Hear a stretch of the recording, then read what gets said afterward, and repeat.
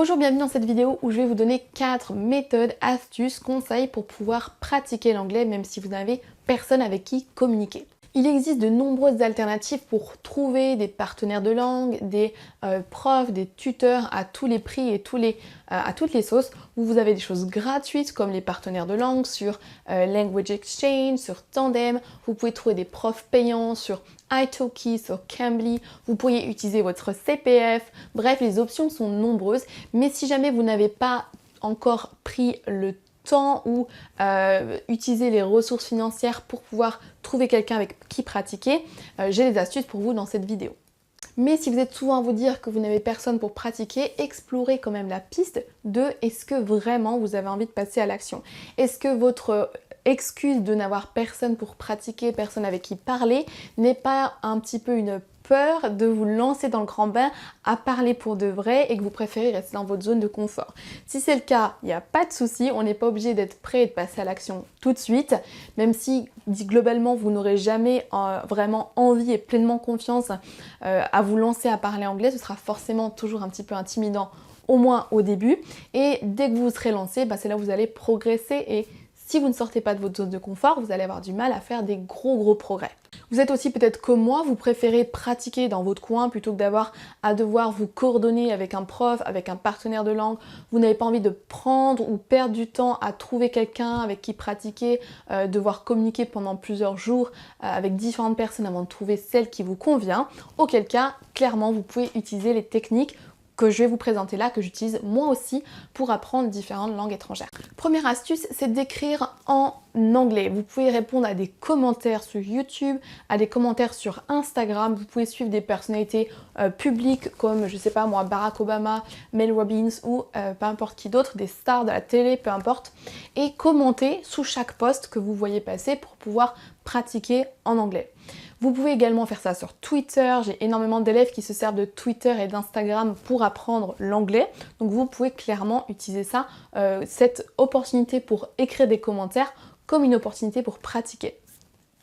Une astuce que j'ai pour vous et que j'utilise moi-même, si vous aimez écrire des commentaires et que vous voulez pratiquer en anglais par exemple, mais que vous ne voulez pas parler avec quelqu'un forcément, c'est d'utiliser l'application Tandem et d'aller dans la partie qui s'appelle Moments. Vous allez pouvoir, je vais vous faire un petit partage, vous allez pouvoir soit vous-même partager des photos de ce que vous faites, partager ce que vous avez fait le week-end, etc. en anglais et peut-être que quelqu'un vous corrigera, et vous pouvez aussi interagir avec les posts des autres personnes et vous allez voir que souvent ils mettent en 2 langues différentes.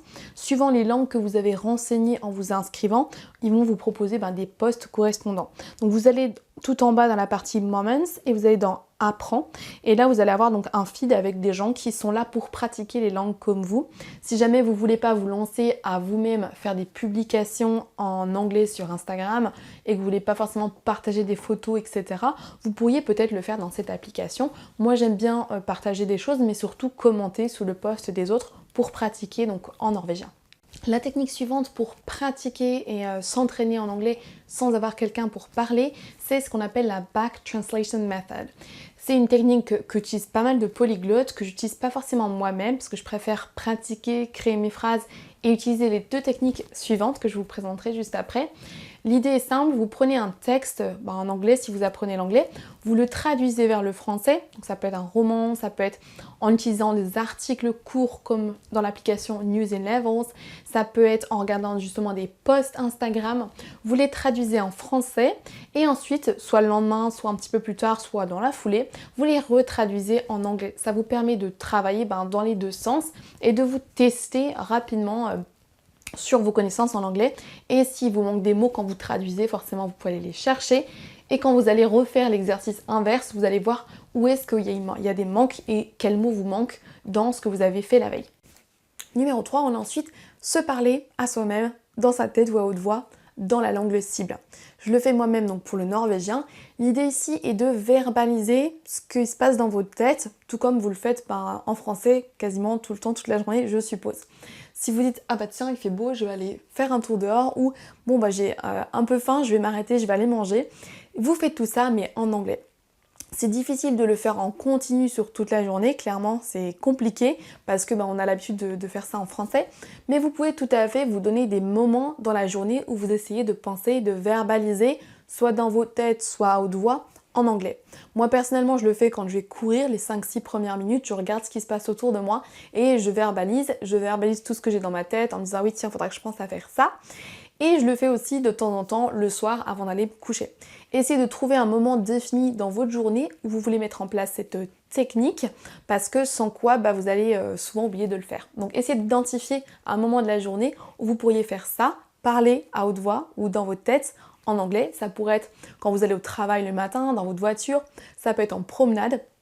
Essayez donc de dire ce qui vous passe par la tête pour pouvoir donc pratiquer, réutiliser le vocabulaire que vous apprenez et vous habituer surtout à traduire votre pensée, à passer du français à l'anglais parce que c'est ce qu'on doit faire, ce qu'on veut faire quand on communique avec quelqu'un. Dernière technique que j'utilise moi-même, c'est d'avoir un journal, un carnet de bord, un journal de gratitude, à vous de voir le nom que ça prend, mais d'écrire en anglais. Là, c'est un petit peu la même chose que quand vous pensiez dans votre tête, mais vous allez le mettre sur le papier.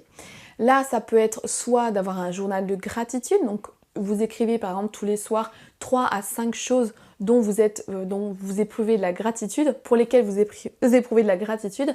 Ça peut être je suis allée faire une balade, ça me fait plaisir, j'ai enfin pu avancer sur tel projet, j'ai passé du bon temps avec mes enfants. Voilà, vous écrivez 3 ou 4 choses, 5, 6.